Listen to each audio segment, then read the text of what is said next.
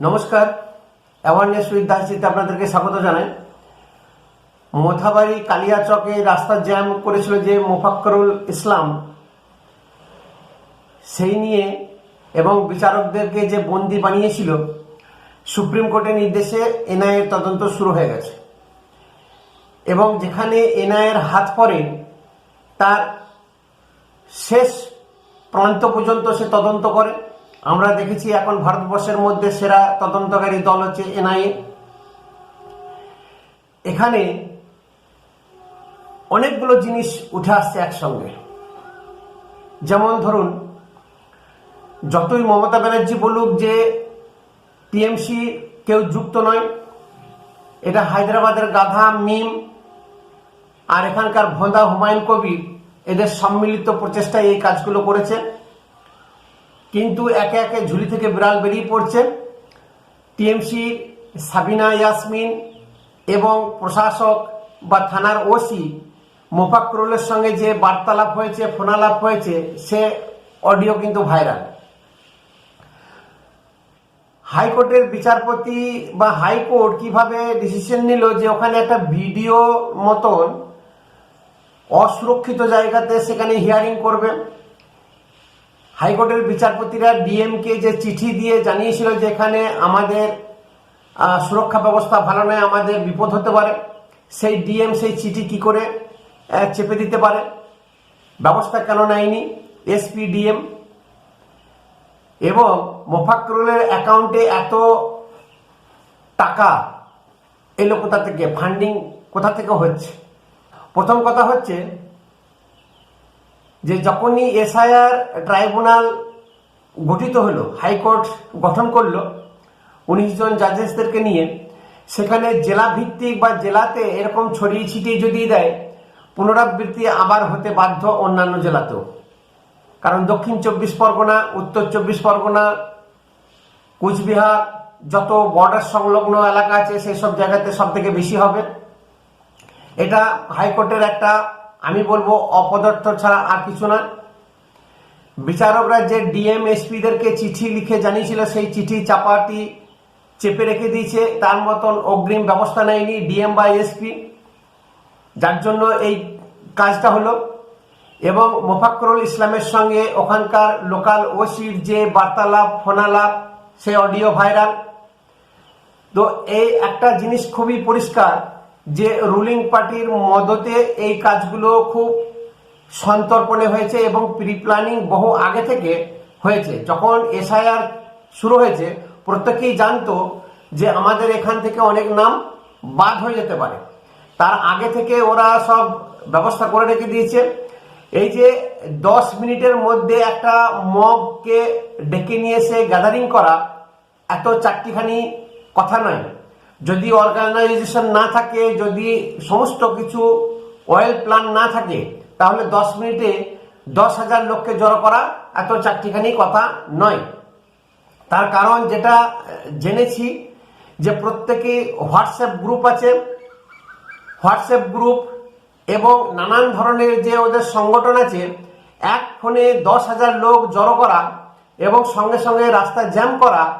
এই একটা বাংলাদেশি যে ছাত্র আন্দোলন হয়েছিল, বাংলাদেশে ভারতের হাই কমিশনারকে যেভাবে ঘেরাও করেছিল, এবং টোটালি বাংলাদেশি কায়দাতে আন্দোলন হচ্ছে মুর্শিদাবাদ এবং মালদাতে। এবং মুর্শিদাবাদ মালদায় বহু সংখ্যক যে বাংলাদেশি ঢুকে বসবাস করছে আজ দীর্ঘ বছর ধরে, এবং তাদের খালার ঘর, মাসির ঘর, মামার ঘর সব বাংলাদেশের রীতি রেওয়াজ, বাংলাদেশের পলিটিক্স, বাংলাদেশের পরিচালনায় বুদ্ধিতে কিন্তু মুর্শিদাবাদ মালদা চলছে। এবং সেই ইশারাতে আমাদের দিদিমণিও সেরকমই কাজ করছে। চিন্তা করুন কিরকম planning, well plan. Kaliachak Mothabari যে হাইওয়ে আছে উত্তরবঙ্গ থেকে একদম নামখানা কাকদ্বীপ পর্যন্ত, মোফাক্করুল এখানে ঝামেলাটা লাগিয়ে দিয়ে সরে বলল, চলে গেল বাগডোগরা, বিমান ধরে পালাবে। এবং সেখানে যে শিলিগুড়ি করিডোর আমরা জানি চিকেন নেক, সে একটা জায়গা আছে। এই জায়গাগুলোকে যদি জ্যাম করে রাখা যায় গণতান্ত্রিকভাবে, এই জ্যাম করে কালিয়াচকে যদি রাখা যায়, তাহলে সেখানে সিভিল বা পুলিশ এবং মিলিটারি যাওয়া আসা বন্ধ হয়ে যেতে পারে। তাহলে বাংলাদেশ যেটা চাইছিল যে শিলিগুড়ি করিডোরকে কেটে দিলে ভারতের যে পূর্ব ভারতের রাজ্যগুলি আছে সেভেন সিস্টার, সেটাকে বিচ্ছিন্ন করা যাবে, ভারত সরকার কোনো ব্যবস্থা করতে পারবে না। আর এই জিনিসটা দীর্ঘদিন ধরে চালিয়ে আসছে, আর সেই বাংলাদেশকে পরিচালনা করছে পাকিস্তান এবং চীন। তাহলে এইভাবে যে সংগঠন আজকে এক রাতে হয় না, 2 মাসেও হয় না, এই সংগঠন তৈরি করতে বছর সময় লাগে। এবং বাংলাদেশ থেকে যে জামাত ইসলাম গোষ্ঠী এসে এখানে যে ঝামেলা পাকাচ্ছে, এটা কিন্তু আমাদের গোয়েন্দা সংস্থা আইবি এবং বহু আগেই কিন্তু টনক নড়িয়েছিল। অজিত দোভাল এমনি এমনি কিন্তু পশ্চিমবঙ্গ ভিজিট করেনি। মোফাক্করুল ইসলাম হাইকোর্টের উকিল বলছেন, কিন্তু অ্যাকচুয়ালি উনি মুসলিম মসিহা হতে চেয়েছেন। অনেকে বলছেন উচ্চারণ করতে পারে না মোফাক্করুল। মোফাক্করুল মানে বলছে নাকি দার্শনিক, ইসলামের দার্শনিক। তাহলে ইসলাম সংগঠন বা ইসলাম ধর্মটাকে, মুসলমান জাতিটাকে আগিয়ে নিয়ে যাওয়া, তাকে যে লিড করা, এই কাজটা কিন্তু মোফাক্করুল করে আসছিল। যত মুসলমান রাজমিস্ত্রি থেকে শুরু করে গরিব ঠেলাওয়ালা মুটেওয়ালা যা যা আছে, সেই মুসলমানদের হয়ে ফ্রিতে আইন লড়া, হাইকোর্ট বলুন, জেলা কোর্ট বলুন। তাহলে এই যে আইনি কাজগুলো করার জন্য খরচ খরচা দরকার, সেই টাকা আসে কোথা থেকে? আর থার্ড পার্ট বা হয় কি করে? যদি পিছনে শক্তি না থাকে, ফান্ডিং না থাকে, তাহলে কেউ এরকম ফ্রিতে সমাজসেবা আজ পর্যন্ত কেউ করেনি, আর করবেও না। সে ঘরের খেয়ে বোনের মোষ কেউ তাড়াতে যাবে না। তাহলে মোফাক্করুল অ্যাকাউন্টে যে কোটি কোটি টাকা আসছে, এরকম সহযোগিতা কোথা থেকে আসছে? এনআইএর কবলে কিন্তু বা রাডারে এইসব জিনিসগুলো কিন্তু উঠে এসেছে। বাংলাদেশ জঙ্গি, লোকাল পার্টি, রুলিং পার্টি এবং ব্যাংক অ্যাকাউন্ট অলরেডি চেক করতে শুরু করে দিয়েছে।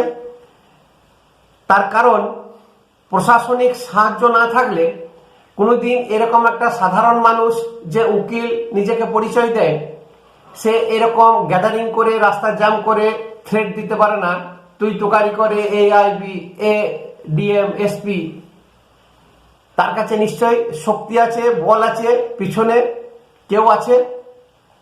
এবং লোকাল থানার ওসি তার সঙ্গে বার্তালাপ করেছে, দাদা রিকোয়েস্ট করছি আপনি মবকে সরে যেতে বলুন, জনতাকে খালি করতে বলুন, অনুরোধ করছি। মানে বাংলার ওসি বা যত পুলিশ কর্মী আছে, 28 ইঞ্চি কোমর আর 30 ইঞ্চি বুকের ছাতি, তাদের এইরকমই দম, তারা হাতে পায়ে ধরে কাজ করায়।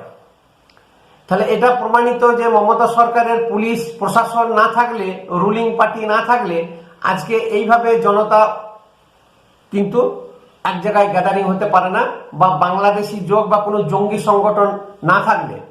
কারণ মুর্শিদাবাদ মালদাতে বহুলাংশে হোয়াটসঅ্যাপ গ্রুপ আছে, এক হোয়াটসঅ্যাপ গ্রুপে 10,000 লোক 10 মিনিটে জোগাড় করা চারটিখানি কথা নয়।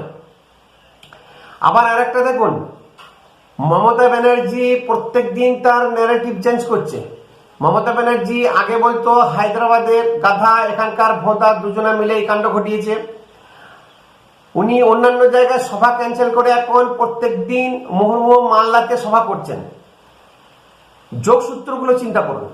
এই মালদায় গিয়ে উনি বলছেন, বলুন তো কার কার নাম বাদ গেছে?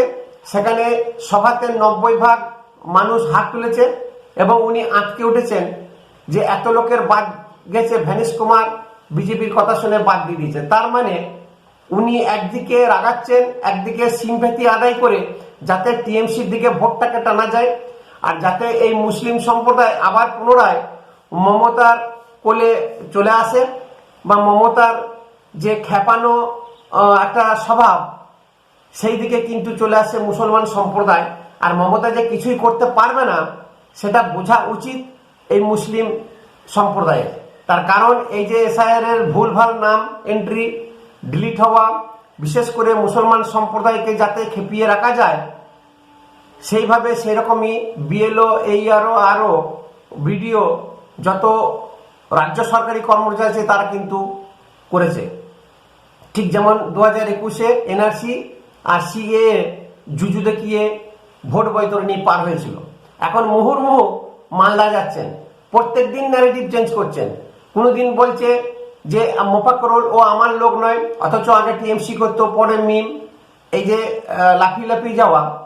সব থেকে আরেকটা বড় প্রশ্ন হচ্ছে, মোফাক্করুল ইসলাম উনি হাইকোর্ট বা জেলা কোর্টে কম ওকালতি করেছেন, ফেসবুকে ওকালতি সব থেকে বেশি করেছেন।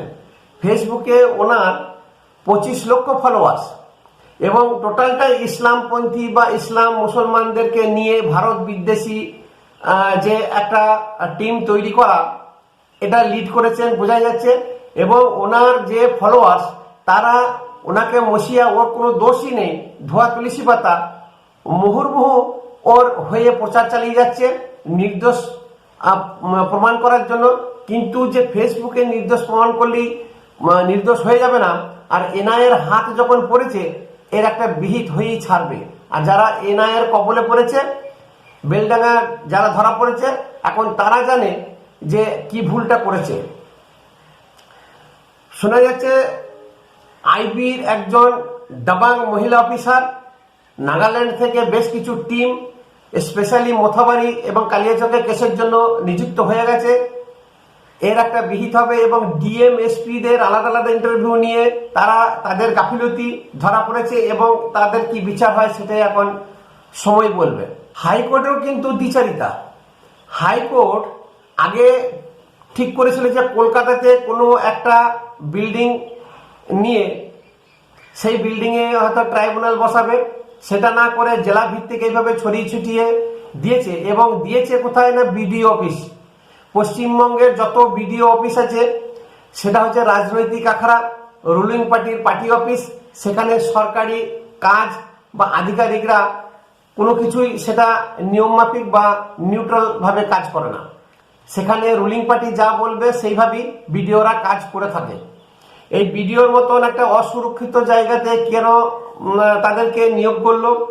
সেই বিচারপতিরা যে ডিএমকে আগে থেকে জানিয়েছিল, তা সেই ডিএম এসপিরা কেন বন্দোবস্ত করেনি? এই যে নানান অপদার্থ একটা সিস্টেম, পুলিশ প্রশাসন বলুন, হাইকোর্ট বলুন বা লোকাল সিকিউরিটি বলুন, টোটালটাই কিন্তু ফেলিওর। আবার ব্যাকগ্রাউন্ডে এটাও বলা যায় যে সহযোগিতা না থাকলে এই ধরনের মব বা এই ধরনের আন্দোলন কিন্তু কেউ তৈরি করতে পারে না। এখন জামাত বা বাংলাদেশি জঙ্গি সংগঠন ওরা যেটা চাইছে, এইভাবে চলতে থাকলে তারা সাকসেস হয়ে যাবে।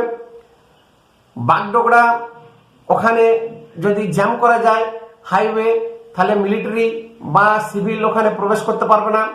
কালিয়াচক, মোথাবাড়ি, মালদা, মুর্শিদাবাদের যে হাইওয়ে আছে সেগুলো যদি জ্যাম করে যাওয়া যায়।